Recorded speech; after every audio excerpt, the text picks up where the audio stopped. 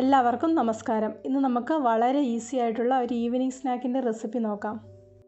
വളരെ കുറച്ച് ഇൻഗ്രീഡിയൻസ് മാത്രമേ ഇതിലേക്ക് ആവശ്യമുള്ളൂ. വളരെ കുറച്ച് സമയം കൊണ്ട് നമുക്കിത് ഉണ്ടാക്കിയെടുക്കാം. ഇനി നമുക്ക് ഇത് ഉണ്ടാക്കുന്നത് എങ്ങനെയാണെന്ന് നോക്കാം. ഇവിടെ ഇപ്പോൾ നല്ല ദശയുള്ള ചിക്കൻ്റെ പീസ് എടുത്ത് വെച്ചിട്ടുണ്ട്. ഇതിലേക്ക് കുറച്ച് മഞ്ഞൾപ്പൊടിയും ഉപ്പും ഗരം മസാലയും കൂടെ ചേർത്തൊന്ന് നന്നായിട്ട് മിക്സ് ചെയ്തെടുക്കാം. അതിനുശേഷം ഇതൊന്ന് വേവിച്ചെടുക്കാം.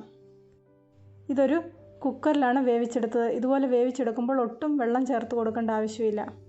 ഇത് വേകാനുള്ള വെള്ളം ചിക്കൻ്റെ അകത്തുനിന്ന് തന്നെ ഇറങ്ങി വരും. വെന്ത് കഴിയുമ്പോൾ ഇതുപോലെ കുറച്ച് വെള്ളം കിട്ടും. അതും കളയേണ്ട ആവശ്യമില്ല. അതും ഈ സ്നാക്കിലേക്ക് ചേർത്ത് കൊടുക്കാം. അടുത്തതായിട്ട് ഇതിലേക്ക് വേണ്ടത് കുറച്ച് സവോള ചെറുതായിട്ട് അരിഞ്ഞത്, പച്ചമുളക് ചെറുതായിട്ട് അരിഞ്ഞത്, ഇഞ്ചി വെളുത്തുള്ളി ചെറുതായിട്ട് അരിഞ്ഞത്, കുറച്ച് കറിവേപ്പില, ഇത്രയും സാധനങ്ങളാണ്. ഒരു പാനിലേക്ക് വളരെ കുറച്ച് എണ്ണ ഒഴിച്ചു കൊടുക്കുന്നുണ്ട്. എണ്ണ ചൂടാകുമ്പോൾ ഇതിലേക്ക് കൂട്ടുകൾ ഓരോന്നായിട്ട് ചേർത്ത് കൊടുക്കാം. ആദ്യം ഇഞ്ചി വെളുത്തുള്ളി പച്ചമുളക് ചേർത്ത് കൊടുക്കാം. അതിനുശേഷം ചെറുതായിട്ട് അരിഞ്ഞു വെച്ചിരിക്കുന്ന സവോള ചേർത്ത് കൊടുക്കാം. കുറച്ച് കറിവേപ്പിലയും ഉപ്പും കൂടെ ചേർത്ത് ഇളക്കി യോജിപ്പിച്ചെടുക്കാം. അതിനുശേഷം ഇത് നന്നായിട്ടൊന്ന് വഴറ്റിയെടുക്കാം.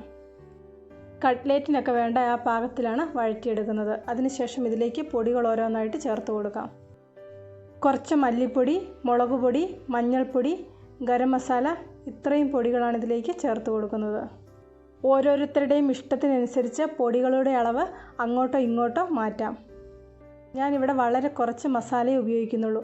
ഇതിന് വേണ്ട എരിവൊക്കെ കിട്ടുന്നത് പച്ചമുളകിൽ നിന്നാണ്. ഈ പൊടികളൊക്കെ ഒന്ന് മൂത്ത് വരണം. മൂത്ത് വരുമ്പോൾ ഇതിലേക്ക് പൊടിച്ചു വെച്ചിരിക്കുന്ന ചിക്കൻ ചേർത്ത് കൊടുക്കാം. കൈകൊണ്ടൊന്ന് പൊടിച്ചെടുത്തതാണ്. മിക്സിയിൽ ചെയ്യേണ്ടവർക്ക് അങ്ങനെ ചെയ്യാം. ഒരു പ്രാവശ്യം ഒന്ന് കറക്കിയെടുത്താൽ മതി. ഇതുപോലെ ചെയ്യുമ്പോൾ ഉരുളക്കിഴങ്ങ് ചേർക്കേണ്ടവർക്ക് കുറച്ച് ഉരുളക്കിഴങ്ങ് പുഴുങ്ങി പൊടിച്ചും കൂടെ ചേർത്ത് കൊടുക്കാം. കൂട്ടിവിടെ റെഡി ആയിട്ടുണ്ട്. ഇനി ഇതിലേക്ക് കുറച്ച് മല്ലിയിലയും കൂടെ ചേർത്ത് കൊടുക്കാം. അടുത്തതായിട്ട് ഇതിലേക്ക് വേണ്ടത് കുറച്ച് ബ്രെഡാണ്. ഇതുപോലെ ഉണ്ടാക്കിയെടുക്കാൻ വേണ്ടി ഇതുപോലെ പാക്കറ്റിൽ കിട്ടുന്ന ബ്രെഡ് വേണം. ബേക്കറിയിൽ കിട്ടുന്ന ബ്രെഡ് കൊണ്ട് ഉണ്ടാക്കിയിട്ടുണ്ടെങ്കിൽ ഇത് ശരിയായിട്ട് വരില്ല. ബ്രെഡിൻ്റെ അരികൊക്കെ ഇതുപോലെ ഒന്ന് കട്ട് ചെയ്ത് വെക്കണം. അതിനുശേഷം ഒരു പാത്രത്തിൽ കുറച്ച് വെള്ളം ഒഴിച്ച് ഇതുപോലെയൊന്ന് ബ്രെഡ് മുക്കിയെടുക്കാം. സാധാരണ നമ്മൾ ബ്രെഡ് ഇതുപോലെ മുക്കിയെടുക്കുമ്പോൾ ഒരു ബൗളിൽ വെള്ളം എടുത്തിട്ടായിരിക്കും മുക്കിയെടുക്കുന്നത്. ഈ ഒരു രീതിയിൽ ചെയ്തിട്ടുണ്ടെങ്കിൽ ഒട്ടും റിസ്ക് ഇല്ലാതെ നമുക്ക് ബ്രെഡ് വെള്ളത്തിൽ മുക്കിയെടുക്കാം. കുക്കിങ്ങിൽ അധികം എക്സ്പീരിയൻസ് ഒന്നും ഇല്ലാത്തവർക്ക് ഇതുപോലെ ഒരു പ്ലേറ്റിൽ കുറച്ച് വെള്ളം ഒഴിച്ച് ഇതുപോലെ ബ്രെഡ് മുക്കിയെടുക്കാം. അതിനുശേഷം ഇതൊന്ന് പ്രസ് ചെയ്ത് ഇതിലെ വെള്ളം കളഞ്ഞെടുക്കാം. ഓരോ ബ്രെഡ് സ്ലൈസസും ഇതുപോലെ എടുത്ത് ഇതിൻ്റെ അകത്ത് ഫില്ലിങ് വെച്ച് കൊടുക്കാം. അഥവാ ഇനി ബ്രെഡിൽ വെള്ളം കുറവാണെന്ന് തോന്നിയാൽ കുറച്ച് വെള്ളം ഒന്ന് തൊട്ട് കൊടുത്താൽ മതി. ഇതുപോലെ ഷേപ്പ് ചെയ്തതിന് ശേഷം ഇതേപടി തന്നെ എണ്ണയിലിട്ട് വറുത്തെടുക്കാം. ഞാനിവിടെ ഇതിന് കുറച്ചും കൂടെ ഫിനിഷിങ് വരാൻ വേണ്ടിയിട്ട് ഇത് കുറച്ച് മുട്ടയിൽ മുക്കിയതിന് ശേഷമാണ് വറുത്തെടുക്കുന്നത്. ഒരു മുട്ട എടുത്ത് നന്നായിട്ടൊന്ന് അടിച്ചെടുത്ത് അതിലേക്കിത് മുക്കിക്കൊടുക്കാം. അതിനുശേഷം കുറച്ച് ബ്രെഡ് ക്രംസിൽ റോൾ ചെയ്തെടുക്കാം. ബ്രെഡ് ക്രംസിന് പകരമായിട്ട് റസ്ക് പൊടി എടുത്താലും മതി. ഓരോന്നോരോന്നായിട്ട് എടുത്ത് ഇതുപോലെ കോട്ട് ചെയ്തെടുക്കാം. അതിനുശേഷം ചൂടായ എണ്ണയിലിട്ട് വറുത്ത് കോരിയെടുക്കാം.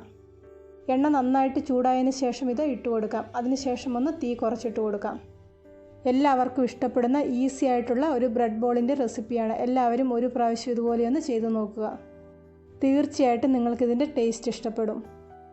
ഇന്നത്തെ ഈ റെസിപ്പി ഇഷ്ടപ്പെട്ടെങ്കിൽ ലൈക്ക് ചെയ്യാനും ഷെയർ ചെയ്യാനും നിങ്ങളുടെ അഭിപ്രായങ്ങൾ അറിയിക്കാനും മറക്കണ്ട. സബ്സ്ക്രൈബ് ചെയ്യാത്തവരുണ്ടെങ്കിൽ ഒന്ന് സബ്സ്ക്രൈബ് ചെയ്ത് റൈറ്റ് സൈഡിലെ ബെല്ലൈക്കണും ആക്റ്റീവാക്കി ഓൾ എന്ന ഓപ്ഷനും ക്ലിക്ക് ചെയ്യുവാണെങ്കിൽ ഞാനിടുന്ന ഓരോ വീഡിയോയുടെയും നോട്ടിഫിക്കേഷൻ നിങ്ങൾക്ക് അപ്പോൾ കിട്ടുന്നതായിരിക്കും. പുതിയ ഒരു വീഡിയോയുമായിട്ട് വീണ്ടും കാണാം.